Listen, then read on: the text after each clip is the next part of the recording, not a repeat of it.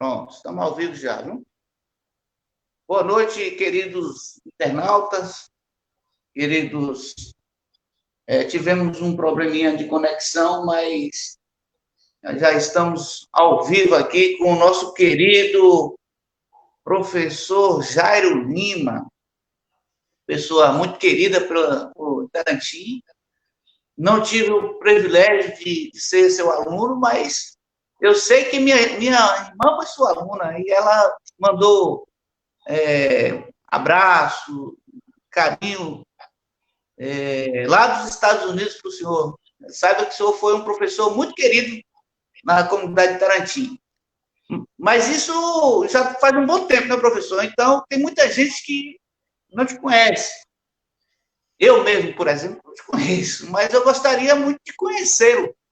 Assim, então, por favor, se apresente aos nossos queridos internautas e, desde já, em nome de Juju, em nome do blog Alerta Tarantim, nós agradecemos a tua disponibilidade e a sua presença aqui, que vai nos adicionar muito em termos de conhecimento. Tá bom? Professor Jair. Eu queria começar relembrando uma história que eu vi na maçonaria há mais ou menos uns 30 anos atrás, de Marcele, onde Marcele contava a história de uma velhinha que viajava todos os dias levando uma criança para estudar, numa distância mais ou menos de 20 e poucos quilômetros, que equivale em Tarantim a Potiraguá. E nessas andanças nos ônibus, que andavam sempre cheios e incomodava todos, ela jogava sempre uma semente na janela para o lado de fora, chamando a atenção de todos. E um belo dia, resumidamente, alguém se dirigiu: Senhora, por que faz isso? Jogando sementes pela janela numa viagem tão cansativa dessa. Ela disse: um dia teremos flores. E as flores vão trazer alegria para quem viaja no sentimento, no sofrimento. E eu queria dizer, boa noite, Tarantim, boa noite, meu querido professor, a gente vai ter o prazer de se conhecer e, antecipadamente, meus agradecimentos por ter lembrado de mim. Eu fui um humilde professor que por aí andou, mas nunca saiu do coração. Foi aí que eu constituí minha família, foi aí que eu encontrei tudo que eu sonhava na vida.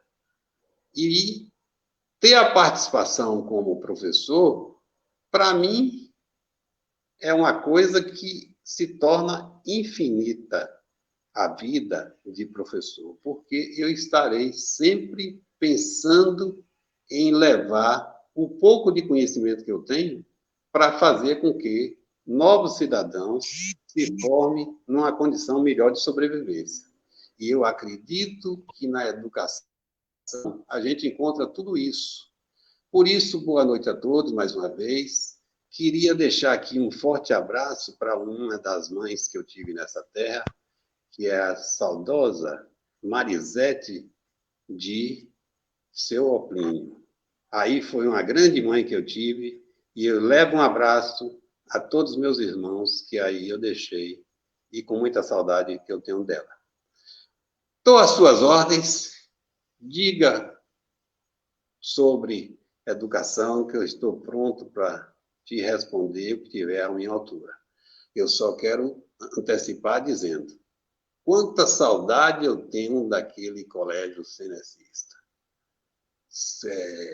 Quanta saudade eu tenho daqueles alunos. Para mim, foi uma vida. Para mim, só me traz boas lembranças. Para mim, eu só tenho que dizer: se eu tivesse que recomeçar minha vida, faria a educação. Em poucas palavras, você já nos encheu de tanta sabedoria, né? Semear onde você passa é muito importante, porque a gente sempre está retornando em alguns lugares e deixar boas sementes, a gente, é claro, vai ter sempre uma boa colheita. E pelo que eu pesquisei sobre você, sobre a sua história de vida, foi uma pessoa muito marcante na cidade de Tarantim, muito marcante para os jovens daquela época. E as suas sementes que você, de certa forma, semeou ali com aqueles garotos na década de 70, hoje a gente tem grandes homens e grandes mulheres nas várias áreas de atuações e tenho certeza que o seu legado está na vida dessas pessoas, professor. Então, muito obrigado. Primeiro, por ser quem você é. Segundo, eu estou falando pessoalmente. Segundo, pela grandiosidade que é a função do professor. E o senhor sabe, né? Não é nada escondido. Existem alguns países, como o Japão, onde o professor é o único que é reverenciado pelo rei, né? Pelo imperador. Então, a profissão professor é, de fato, muito nobre. E se torna muito mais nobre quando pessoas como você passam na vida de adolescentes, de jovens, e isso é muito gratificante. Então, em nome de todos os tarantienses, de todos os alunos daquele colégio senencista, muito obrigado pelo tempo que você passou no senencista. Professor, como é que o senhor vê a educação de forma geral, né? Qual é a percepção que o senhor tem da importância da educação na vida de uma pessoa? Em primeiro lugar, eu gostaria de falar um pouco do passado. E o passado nada mais foi do que ter chegado em Tarantim e ser recebido de uma forma que não consigo mais abandonar Itarantim. Itarantim está no meu coração, Itarantim é meu futuro, Itarantim é meu presente, Itarantim é minha família.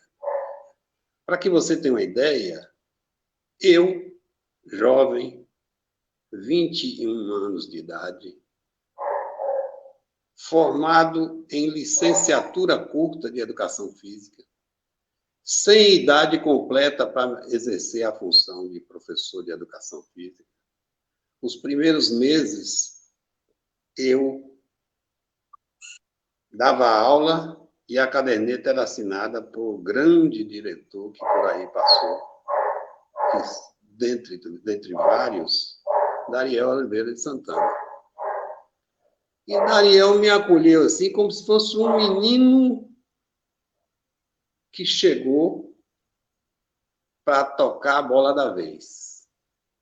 Me lembro bem que, com os 3 primeiros meses de trabalho em Tarantim, eu fui convidado para ser vice-diretor de um turno. E aí eu fiz a pergunta, mas Daniel, por que eu? Ele falou, não. A sua juventude traz uma responsabilidade grande para esses jovens que, com certeza, vão te acolher por muito, muito tempo. E aí, rapaz, eu terminei abraçando e fui abraçando outras causas, né? Quer dizer, abracei por quê? Porque eu tinha uma equipe altamente competente. Para que você tenha uma ideia, eu era um dos poucos professores daquela época que não tinha graduação. Eu não tinha graduação. Não tenho até hoje. Entendeu?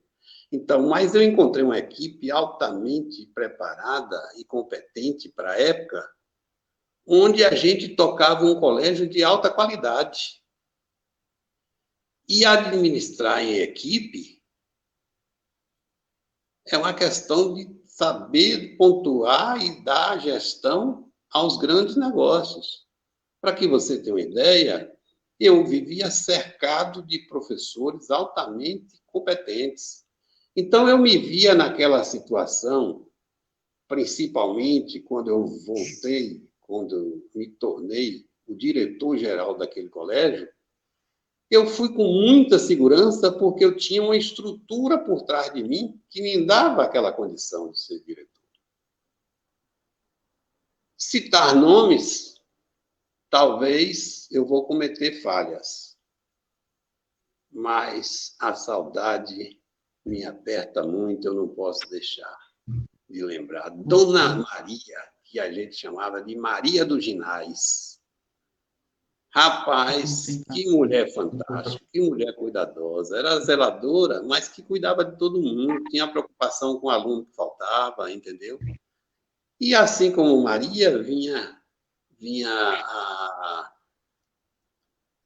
Dejanira, uma merendeira que cuidava muito da gente, cuidava direito dos alunos e tal. Não deixando de falar também da Neuzinha. Neuzinha era uma zeladora aí que participava de tudo e com o maior carinho que tinha por a gente e pelos alunos. Então, ser diretor, ser professor de um colégio desse, é muito fácil. Eu acho que no mundo de hoje eu não estaria preparado, não estou preparado para voltar a ter uma atividade dessa, porque eu tive o prazer e a honra de sair do jeito que eu entrei naquele colégio. Nunca briguei com ninguém, nunca tive motivo para expulsar alguém, nem sequer discutir com aluno nenhum, entendeu?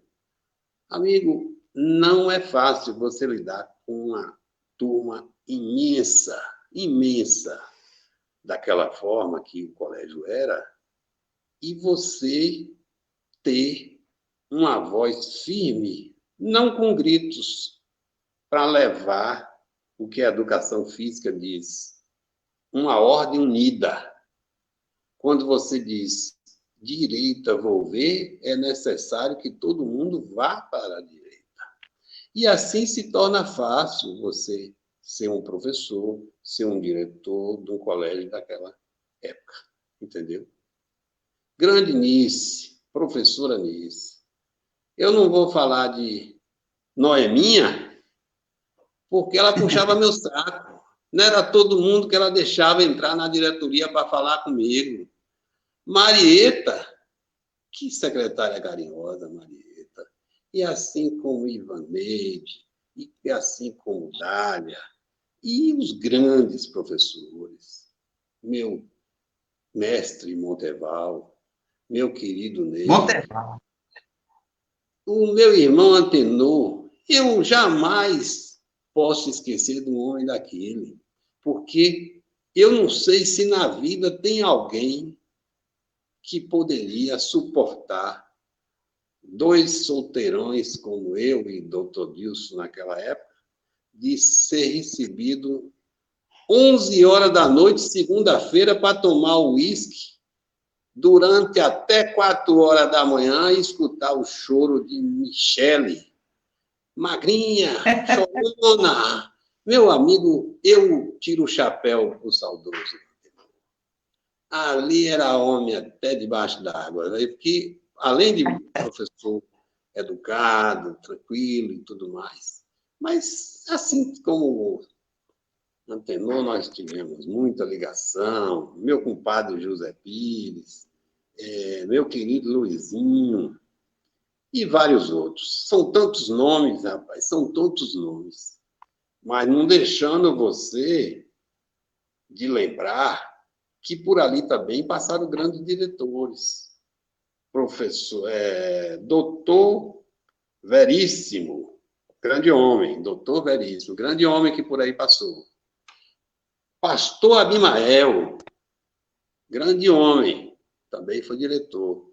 Mas são tantos que eu vou ferir alguém se ficar falando aí que eu esqueci o nome.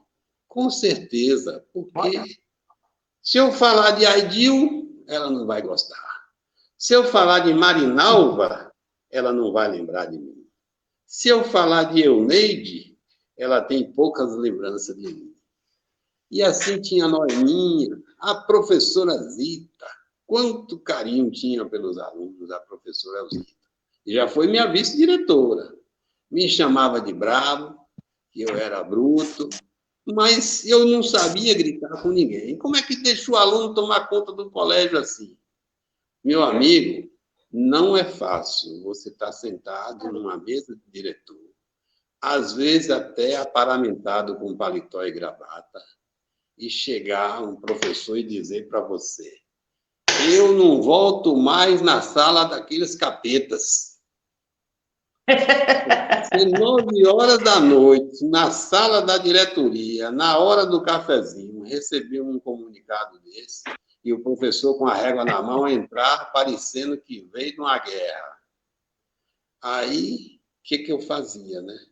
Arregaçava as mangas, tirava o paletó, dirigia para aquela sala de aula e lá os alunos estavam esperando uma expulsão.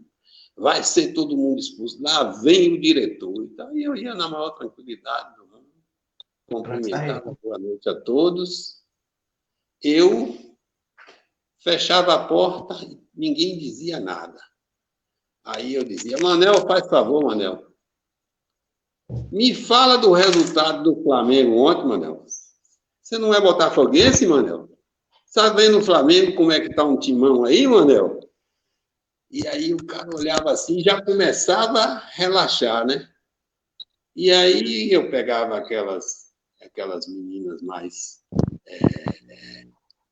cheias de perguntas que tinha na sala, né? Porque às vezes é o seguinte, você tinha uma sétima série, que naquela época já tinha uma certa preparação, então quando elas pegavam um ponto fraco do professor, coitado daquele, viu? Entrava para matar. E aí eu era obrigado a me dirigir naquela sala. Chegava lá, passava alguns minutos, 30, 40 minutos naquela sala, falava de futebol, falava de feira livre, falava de preço de laranja, dúzia de ovos, mas não falava do problema que tinha ocorrido. Adiava aquele problema para um tratamento individual e de diálogo com o aluno. Vamos participar, vamos colaborar e vamos ajudar o professor a se desenvolver. E com isso eu consegui sair ileso daí, amigo. Morrendo de saudade, mas acho que não aguento mais fazer uma administração daquela. Estou pronto para as perguntas. Então, muito. Está me ouvindo? Estou. Muito Agora não. a sua fala. Ouvindo agora? Agora estou. Sua fala. Fico muito feliz em ouvir que o senhor, de certa forma, a meu ver, já tinha uma perspectiva de gestão democrática, de gestão com diálogo. E aluno é isso, o aluno não é diferente de hoje, né? Eu acho que hoje, como qualquer outro tempo, o mais importante é, de fato, o diálogo. E o senhor mostrou aí, em poucas palavras, que, de certa forma, o senhor já praticava esse diálogo, né? E isso a gente ter um bom diálogo com os nossos queridos alunos. Está me ouvindo? Estou. Que eu estou trocando aqui de acessório, mas muito bom a sua fala aí em relação o seu período lá em Tarantim. Professor, como é que você avalia, num contexto mais nacional, a educação no Brasil hoje? Olha, eu sempre digo que a Está ouvindo, professor? educação... Estou ouvindo. Eu sempre digo que a educação... Alô? Oi. Você me escuta? Oi? Alô? Está me ouvindo? Estou ouvindo bem. Pronto. Sim. Eu sempre digo que o melhor caminho para você ter uma vida cômoda e feliz é através da educação. Através da educação. Eu sempre preguei que a melhor fortuna que a gente tem na vida é através da escola. Através da escola. Eu tenho orgulho de ter motivado meus filhos a estudar. Para que você tenha uma ideia, nós, professores, eu e a Neide, que foi minha aluna e depois se tornou professor, a gente estuda até hoje. A gente, com mais de 65 anos, continua estudando. Para que você tenha uma ideia, nossos filhos moram distante um pouco, nossas filhas, que elas têm duas filhas e um filho. E as filhas foram estudar em Santa Catarina e por lá ficaram. O que aconteceu? Elas, graças aos estudos, porque elas não são filhas de pais nobres, que já você tem uma fortuna financeira, para que o filho vai estudar, né? Vai usufruir do dinheiro do pai. Agora, às vezes, nem usufrui direito dessa fortuna que possui, por não ter estudado. E o contrário disso, para que você tenha uma ideia, eu tenho uma filha que é referência na profissão de fisioterapia em Balneário Camboriú. Eu tenho uma filha que tem uma formação em direito e trabalha num cartório privado com a maior prova de competência em Balneário Camboriú. Então, o que eu quero dizer com isso? Você ser referência profissional em uma cidade como Itarantim, como Caculé, como Bom Jesus da Lapa, como Brumado, como Ilhéus, como Porto Seguro, talvez não seja tão difícil, né? Agora, ser baiana, filha de pais professores, tentar ganhar o mundo numa cidade como Balneário Camboriú e depois se tornar uma referência na profissão, meu amigo, isso nos dá um orgulho muito grande e o prazer da consciência cumprida. Estudar. Vamos estudar. Você vai chegar lá, através do estudo. Eu só queria dizer o seguinte: provavelmente você é uma referência em educação por onde andas. Provavelmente. Porque pelas poucas palavras que a gente trocou por telefone, eu vi que você não é de se matar de unha, não. Mas eu te digo uma coisa: continue estudando, porque eu sou professor de educação física, eu fiz curso de gestão empresarial, eu fiz curso de professor de autoescola, direção defensiva e legislação de trânsito. Eu tenho formação em gestão financeira para consignado, que é uma prova da FEBRABAN, que eu não sei nem se eu consigo passar de novo. Tenho passado a cada 3 anos, mas, rapaz, eu estou ficando velho. Mas eu resolvi fazer técnica em transações imobiliárias, que agora só falta receber a certificação. Eu, com o estudo, cheguei a ser despachante documentalista federal. É uma profissão que me dá o direito de ter acesso aos órgãos federais e estaduais, como procuração de clientes. Ter acesso a documentos de Detran. Mas, para que você tenha uma ideia, o meu objetivo hoje é formar novos cidadãos. Para que você tenha uma ideia, eu fui convidado agora pelo Conselho Federal de Educação, através do meu ilustre presidente Gilberto Alvim, para participar de um congresso, talvez será online, e tentar transmitir um pouco de experiência que a gente tem na Previdência Social.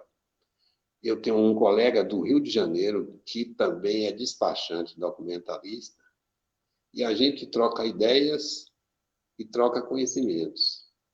Mas ele sempre diz para mim, Jairo, busque uma outra profissão, não se incomode nisso não. Se você parar de estudar, você vai se envelhecer mais ainda. Mas chega um ponto que não está dando mais, eu já não aguento mais jogar bola.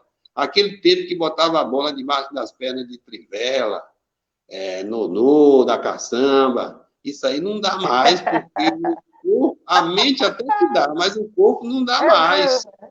Não dá mais, entendeu? Mas, vamos lá. E o cinecista, Rapaz, eu te digo uma coisa, com pouco conhecimento que eu tenho, e a condição financeira que não é avantajada, mas o amor que eu tinha por aquele colégio era tão grande, ou é tão grande, que o que aconteceu com ele só aconteceu porque eu não tomei conhecimento. Se tivesse chegado ao meu conhecimento aquele fato, alguma coisa teria acontecido, porque eu fiz juntar massa para aumentar tijolos naquela escola. Então, eu jamais deixaria acontecer o que aconteceu com aquele colégio. Mas vamos lá. Estou pronto para perguntas. é isso. A tua fala é inspiradora, viu? A educação, de longe, é a maior e melhor saída para quem, de certa forma, não tem essa herança financeira que você acabou de relatar. Não há outro caminho para que você possa crescer e crescer de forma honesta que não seja pela educação. Mas também não é ela sozinha, né? A gente entende que existem outros fatores sociais, fatores políticos, que também precisam caminhar junto com a educação. A educação, Paulo Freire, ele é feliz quando ele fala que com a escola, com a educação está ruim, pior sem ela. Mas o que eu estou dizendo é que a gente precisa ter ou andar de mãos dadas com outros segmentos da sociedade, para que de forma mais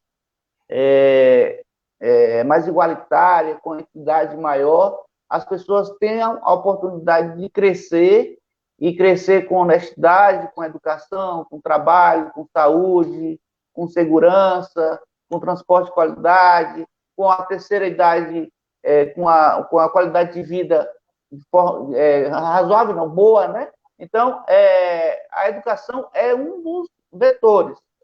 E principal vetor. Na verdade, todo um governo que investe em educação, o retorno ele é garantido. E no nosso país não seria diferente. Mas, infelizmente, a gente não tem a prioridade que nós deveríamos ter enquanto política educacional. Eu queria aproveitar a sua fala, que tu começou a falar sobre o cinecista, mais cedo o senhor falou que a estrutura do cinecista era uma estrutura que naquela época poderia ser facilmente uma faculdade de porte pequeno, uma universidade de porte pequeno. A gente tem em Jequié uma universidade que começou, a UESB de Jequié começou com uma escola estadual, uma escola pequena. E o cinecista tinha uma estrutura física que teria condições de crescer e de servir a sociedade e a região no entorno ali. Então, como é que o senhor avalia aí essa questão do potencial do tenecista daquela época? É no sentido de se tornar uma faculdade? Uma universidade? De referência para a região. Rapaz, eu te digo que na época eu tive a oportunidade de participar de reuniões de coordenação, porque na época nós pertencíamos a Itapetinga. Itapetinga tinha uma coordenadoria regional, onde existia um grande professor chamado Bahia, professor Bahia. Não sei se alguns colegas professores ainda se lembram dele. E professor Bahia tinha um apego por aquele colégio de Itarantim e um certo respeito, ele como coordenador. Ele, tanto é que, não sei se alguém ainda se lembra, nos anos 77, por aí, 78, nós, como estudantes, os professores de educação física, fomos participar de uma Olimpíada em Tapetinga. E, naquela época, eu, professor de vôlei, basquete, handebol, atletismo e etc., formei uma equipe altamente preparada e nós fomos passar uma semana em Tapetinga disputando esses jogos estudantis que abrangia 14 cidades da região. E para você ter uma ideia, Itarantim voltar com 9 prêmios de ponta dessa Olimpíada, para mim foi um orgulho muito grande em ter sido professor daqueles alunos na época. E o professor Bahia me dizia, Jairo, essa escola vai longe. Eu falei, com certeza, os frutos dela vão aparecer e ela vai progredir. Mas a vida é assim, né? Ninguém sabe o que aconteceu, não quero chegar ao mérito da questão também, já passou. O leite, quando se derrama, diz que não adianta chorar o leite derramado, né? Vamos pensar num leite a se colher para o futuro. E eu acredito em Itarantim. Eu sonho com Itarantim. Eu tenho uma esposa que se deu o luxo de fazer o sacrifício de estudar design de interiores em Balneário Camboriú. 2.000 quilômetros da minha cidade, fazendo até 8 viagens por ano. Mas o resultado vem. Hoje, ela decora apartamento que eu não sei aonde tem arquiteto que poderia até ocupar o lugar dela, né? Mas, no entanto, o resultado está vindo. Mas em Tarantim vai acontecer. Eu acredito que um dia ou outro nossa cidade vai ganhar um curso e eu espero que Tarantim tenha um progresso maior na educação para no futuro a gente ver os jovens atuando e participando e fazendo com que isso eleve o desenvolvimento da nossa querida cidade. Tenha certeza. O senhor fala com tanto carinho de Itarantim. Eu fiquei curioso. Como é que o senhor chegou em Itarantim? Como foi a sua ida a Itarantim? Como Itarantim surgiu? Como surgiu Itarantim na sua vida? Surgiu Itarantim da seguinte forma. Eu estudava em Montes Claros, tinha algumas cidades vizinhas, e no curso que eu fiz, apareceu alguns gestores no final do curso e tal, e levando proposta para aqueles professores da época. Tem uma cidade chamada Mirabela, que fica próximo a Montes Claros. Antes de terminar o curso, eu já tinha recebido uma proposta do prefeito de lá para atuar naquela cidade. Eu pedi um tempo a ele para vir passar o Natal e o Réveillon na minha terra, e que voltaria para assumir o cargo que estava sendo me oferecido. Nessa minha vinda, eu encontrei uma irmã do passado chamada Nice de Souza Viana, que Deus a tenha. E essa Nice, esposa do Ney, o que ela fez? Me encontrou na casa da minha mãe, que nós éramos vizinhos de muitos anos, e falou, mas rapaz, onde é que tu andas, cara? Eu falei, rapaz, eu estou acabando de chegar de Montes Claros, estava estudando educação física, e vou voltar para Mirabela. Ela falou, de jeito nenhum. Você vai me dar o braço aqui agora e vai ali comigo. E ela me levou até a casa de um irmão, Diabo do Pinho, um grande médico que por aí se passou. E através da rádio, ela fez uma comunicação com o Halili e não teve duas conversas. Você vai ou não vai? Eu falei, vou. E nessa minha ida, no dia marcado, eu saí daqui, peguei ônibus, fui para a Conquista, lá tinha umas combis que faziam esse trajeto, de Vitória da Conquista e Tarantim. Mas esse trajeto era sacrificante, porque a estrada era muito, atolava demais, e o carro escorregava, e chovia bastante na época, e muita mata, né, fechando a estrada. E eu me lembro bem que depois de Martinique, tinha uma ponte que não estava concluída na época. E essa ponte a gente tinha que passar por um desvio. E esse desvio, às vezes, chovia, o rio enchia. O que aconteceu? A gente tinha que esperar baixar a água para poder fazer a travessia daquele rio. E nesse acontecido, nós de um lado e do outro lado estava um cidadão chamado Eliezer Chaves, com a esposa e uma filha. Eu, na maior delicadeza do mundo, falei, menina, passa aí para ver se o rio já está dando passagem. Ela disse, passe você. E eu, com minha bela calça de tergal, sapato Vulcabras e camisa branca. Aí, o que aconteceu? Arregacei a calça e fui lá e falei, bom dia, bom dia. E o cara tirou o chapéu e falou, pois não, quem é você? Eu falei, eu sou um professor que está chegante em Tarantim. Aí a menina entrou pelo meio e foi logo dizendo, então não vai ser meu professor. É o tal professor de educação física, que já está sendo esperado. Eu falei, sou eu. Meu amigo, eu só lhe digo uma coisa. No hotel de Ioiô, eu Sim, me lá em cima. hospedei e depois que eu tomei banho, que troquei de roupa, que fui naquela praça, choveu pro meu lado, meu amigo.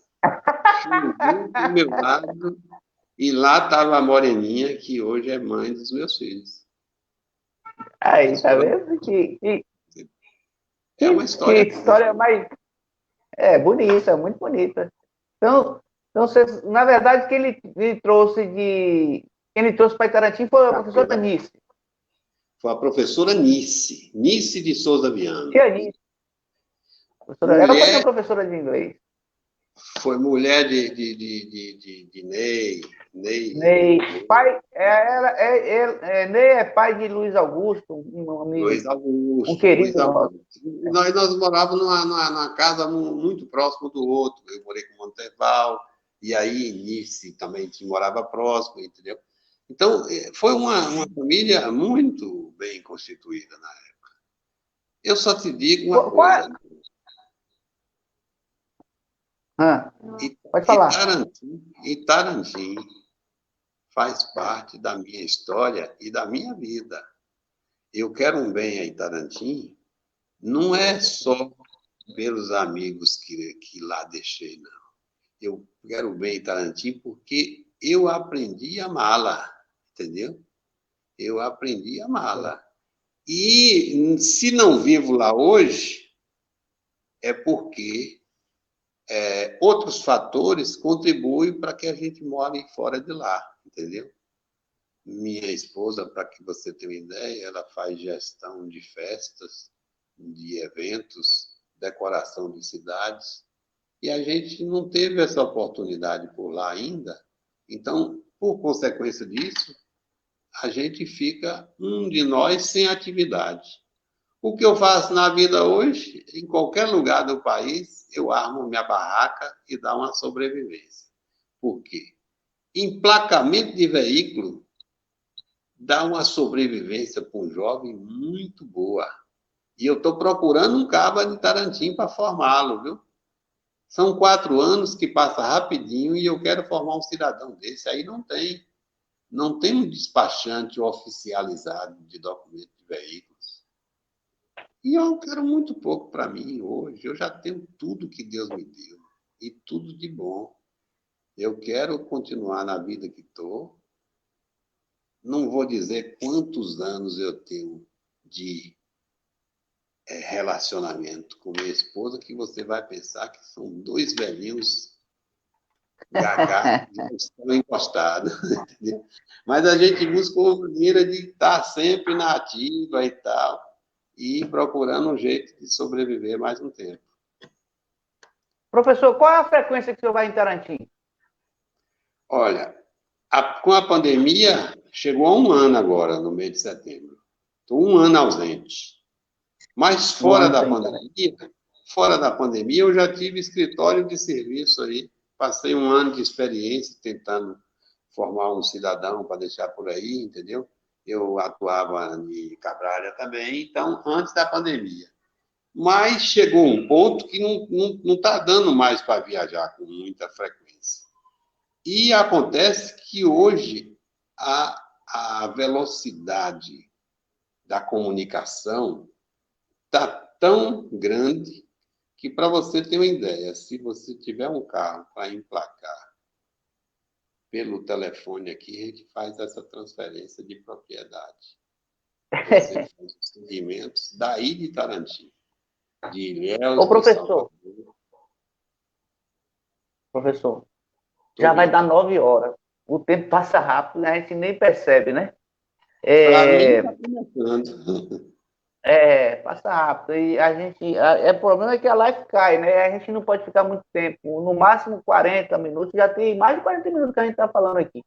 Eu queria fazer uma provocação ao senhor, porque, pelo que eu conheci, o senhor é um homem muito sábio. E essa provocação já foi feita ao senhor um dia, e eu vou provocar novamente. Nós estamos passando agora num período de eleição, né? Daqui a uns 30, 40 dias, a gente vai ter o próximo prefeito eleito. E o senhor é um homem que também tem uma veia política. Para essa nova gestão que pode vir a acontecer em 2021, qual é o conselho que o senhor dá? Qual o conselho que eu dou? Sim. Em termos Rapaz, de... eu dou o conselho que sempre dou a todos os gestores. Todos os gestores. Mostre a cara. Seja transparente. Vá para as ruas, vá para as obras. Mostre o que você tem que fazer. Mostra para que esse dinheiro chegou. E aí, amigo, você não precisa pedir voto para ninguém. Eu conheci, de um certo tempo para cá, um gestor no Espírito Santo aí. Talvez você conheça mais do que eu. Entendeu? Colatina. Colatina, Espírito Santo. Esse cara está incomodando um monte de brasileiro, amigo. Esse cara está incomodando um monte de brasileiro. Eu não tive êxito político. Para que você tenha uma ideia, eu tive uma passagem por Itarantim, onde tive grandes oportunidades, desde o início, onde tive grandes oportunidades. Tem 2 coisas que eu não passei por Itarantim. Eu vim participar depois. A primeira delas foi estar participando da maçonaria, quando então Florindo era venerável da loja. O que aconteceu? Eu vim iniciar numa maçonaria na minha terra. E tive a felicidade de receber um irmão que até hoje está marcado no meu coração. Dentre eles, Nozinho Amorim. Não sei se você já ouviu falar nesse homem. Nozinho Amorim, Antenor Dias e José Alves Pires. esses irmãos se deslocaram para assistir minha iniciação em Itarantim. E na minha andança pela maçonaria, por coincidência, uma das cidades que eu pouco frequentei foi a loja de Itarantim. Talvez eu tenha frequentado na minha andança pela maçonaria mais Santa Cruz de Cabralha do que Itarantim, mais Barreiras do que Itarantim, mais Valença do que Itarantim. Então, o que foi? O que coincidiu? Não coincidia a minha ida em Itarantim nos momentos de frequentar a loja. Mas a saudade dos irmãos daí é muito grande, grandes irmãos, prefeito. Rapaz, e outra coisa, e tive a oportunidade política. Para você ter uma ideia, eu saí daí, era para ir para a Secretaria da Fazenda, depois deixei a Secretaria da Fazenda e fui para o Banco do Estado da Bahia. Nas minhas andanças do Banco do Estado da Bahia, eu me desloquei para uma cidade próxima a Caculé. Nessa cidade próxima a Caculé, o que eu fiz? Uma gestão de uma exposição agropecuária. Essa exposição agropecuária teve uma repercussão tão grande que eu trouxe grandes pecuaristas de Itarantim para botar o gado na exposição e foram todos vendidos. E naquela época, eu recebi uma proposta que, segundo ele, o grande Antônio Carlos Magalhães tirou uma caneta de ouro do bolso, um pedaço de papel e falou: quer voltar para Itarantim e ser candidato a prefeito único? Eu vou articular isso com Florindo e Aurindo Xavier. Eu olhei para ele e falei: ministro, na época ministro da Educação, não, ministro da Infraestrutura, eu sei dizer que ele era um ministro. Eu disse: excelência, eu não aceito, não. Eu não quero ser político. Ele falou: mas você é político, cara. Eu falei: não, eu não quero ser político. E recusei essa proposta de Antônio Carlos Magalhães, para voltar para Potiraguá, ser transportado para trabalhar todos os dias e voltar para Itarantim e ele motivar essa situação. Mas eu não tinha essa intenção. Mas de lá para cá, eu lhe confesso, eu já candidatei a prefeito na minha terra, eu já candidatei a vereador, fui candidato a deputado federal, fiquei na 4ª suplência, quase eu entrei lá, mas é bananeira que já deu cacho, né? O que eu vejo hoje e motivo hoje os gestores: faça uma política social democrática, envolva o povo na sua gestão, seja transparente e mostre o que você foi fazer. Meu amigo. Muito bem. Quanto prazer você me deu, viu, rapaz? Falar de Itarantim me envaidece, viu? Para que você tenha uma ideia, eu quero um bem tão grande a essa terra que eu não posso citar nomes para não ofender muita gente. Mas eu tenho um carinho muito grande por isso aí. Muito, muito. Eu tive uma sogra que eu acho que ela gostava mais de mim do que minha mulher, entendeu? Eu tenho umas cunhadas aí que têm uma consideração muito grande, eu tenho uns irmãos, eu tenho uns amigos.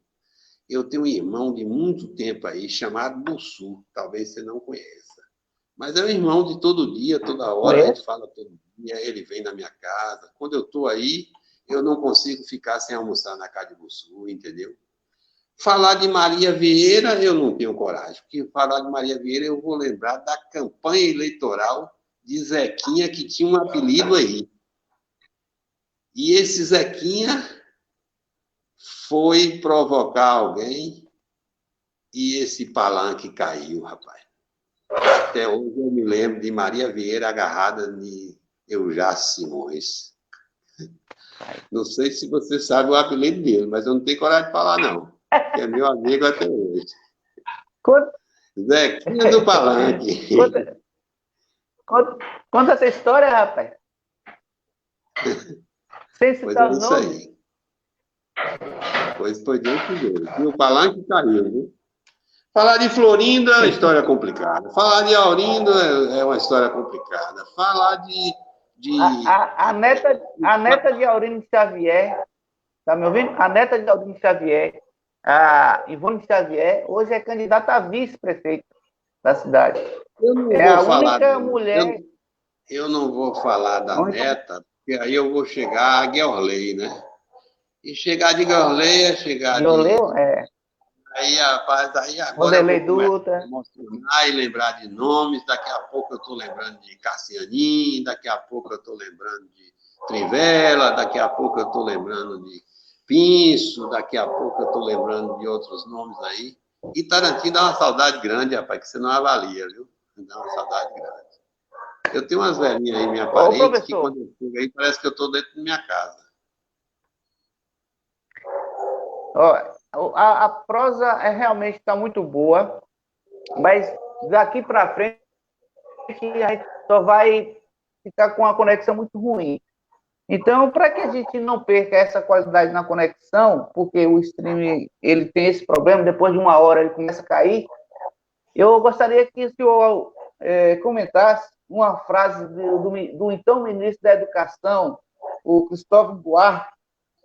Ele fala assim, ó: se tu queres saber como vai ser a geração do futuro, veja como está a educação no presente. Se tu queres saber como vai ser a geração do futuro, veja como está a educação do presente. Aí, como é que você, o senhor, ou você, enquanto um educador nato, ainda que não esteja em sala de aula, mas eu tenho uma preocupação muito grande em deixar um legado, sobretudo um ensinamento, e não é ensinamento só de sala de aula, é ensinamento para a vida.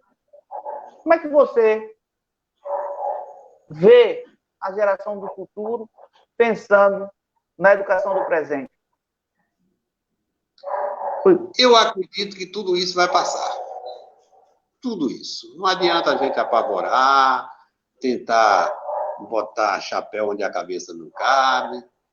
Tudo isso vai passar. É igual a tempestade, entendeu? Isso vai passar e vai surgir. Grandes nomes surgirão, entendeu? A prova está aí, a pandemia que aconteceu, que está acontecendo, a gente tem que ter todos os cuidados até o momento. Não adianta falar que já acabou. A gente não sabe de nada. A medicina não sabe o que é isso. Então, não adianta a gente querer achar que já acabou, porque o risco é muito grande. E assim como a pandemia, se a educação está ruim hoje e no futuro vai ser pior, não. Vai acontecer melhor. Eu sempre digo, tem uma frase que eu escuto sempre: não há mal que perdure, nem bem que permaneça. Então, tenha certeza de uma coisa: grandes homens virão, grandes homens vai salvar a educação desse nosso país. E a nossa cidade não está fora do contexto. Nossa cidade está incluída entre elas. E tenha certeza de uma coisa: gostei de falar com você. Estou disposto a participar de outros temas, dentre eles de gestão de negócios do futuro e novos empreendimentos que poderão ser alavancados na nossa grande Tarantino. Estou pronto para qualquer dia que for marcado e eu acredito que a gente pode contribuir indiretamente para o próximo gestor dessa cidade. Com um pouco de fala, com um pouco de incentivo, com um pouco de orientação que a gente tem. Fique com Deus. Professor, Lembro muito do seu pai. Tenho muita saudade das pessoas que se foram aí. Mas a vida é assim. Não perca o contato comigo, a gente vai se mantendo e tenha certeza que a gente pode contribuir para o futuro da nação e para o futuro da nossa cidade. Continue estudando, amigo. Continue estudando. Viu? Um grande professor, abraço. para finalizar, o blog Alerta Tarantim agradece muito a tua participação. O nosso amigo Juju, ele que indicou o senhor para fazer a live. A Juju pessoa é errada. um Pessoa errada. Tinha um Juju, monte Juju, Juju é um visionário da comunicação, ele é um dos responsáveis pelo blog Alerta Tarantim, e ele falou, ó, pode fazer com o meu amigo Jair, só comentando uma coisa sobre a maçonaria. Eu fui do capítulo de Tarantinense da Ordem Demolei, lá de Tarantim. A gente também fazia todo esse movimento que o senhor falou. E na época o venerável era Juju. Guiorley também chegou a ser. Então, meu querido, obrigado mesmo, coração, e saiba de uma coisa: o mesmo carinho que você tem por Tarantim, o mesmo amor que você tem por Tarantim, as pessoas que eu conversei, que eu ia fazer a live com você, que tem o mesmo carinho e o mesmo amor por você. Então, muito obrigado mesmo. Pode fazer suas considerações finais. Eu queria dizer boa noite, mas lembrando que meu coração continua em Tarantim. E que, tão logo passe a pandemia, eu vou estar presente e vou querer buscar novamente algum cidadão, algum jovem que queira ter uma formação profissional com um meio de sobrevivência que vai dar uma nova vida para ele. Com fé em Deus, isso vai passar. Valeu, um abraço. Vai se encontrar. E um abraço para todo mundo aí, viu? Abraço. Tchau. Tchau.